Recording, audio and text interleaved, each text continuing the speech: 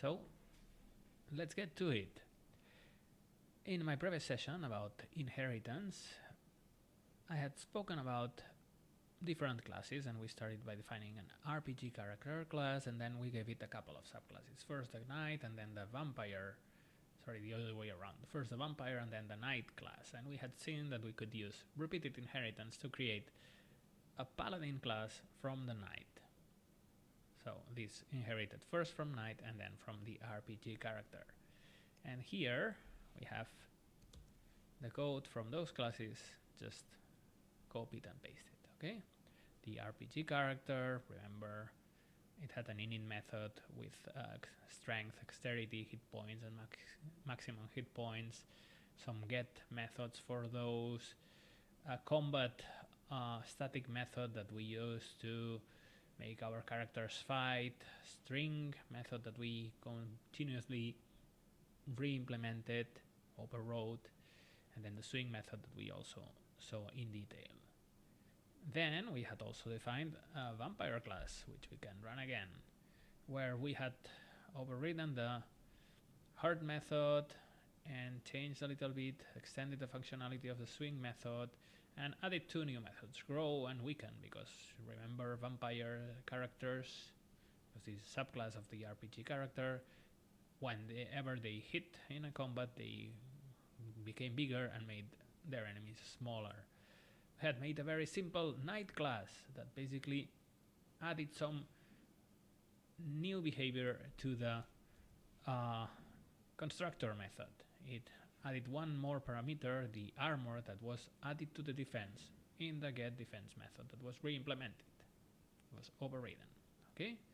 And changed the strength method a little bit to make it call the RPG character class method and then add some more information of its own.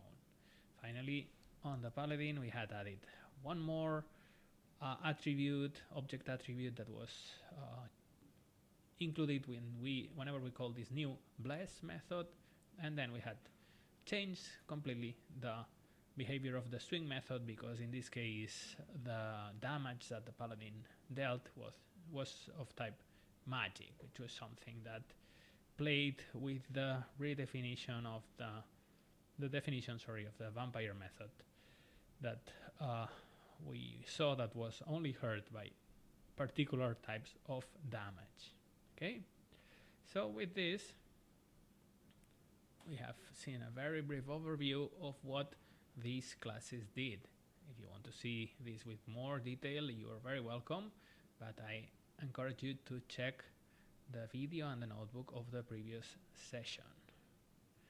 In this session we are going to speak about multiple inheritance. So our classes will inherit from more than one class, and that will be pretty simple to tell Python about, to define. We will just use the same syntax as when we define the subclass. We define the name of the class, and in the parentheses that we always have after the name of the class, we used to just put one name of one class, which was the parent class. Here we can add more than one class, and we will have automatically multiple inheritance. In particular, let's define the vampirical knight class, which will inherit both from vampire and from knight. Okay, with this I have already defined a class with multiple inheritance, really not difficult, and I have created this new class hierarchy. Notice that the fact that I have first the vampire and then the knight and not the other way around is going to be important.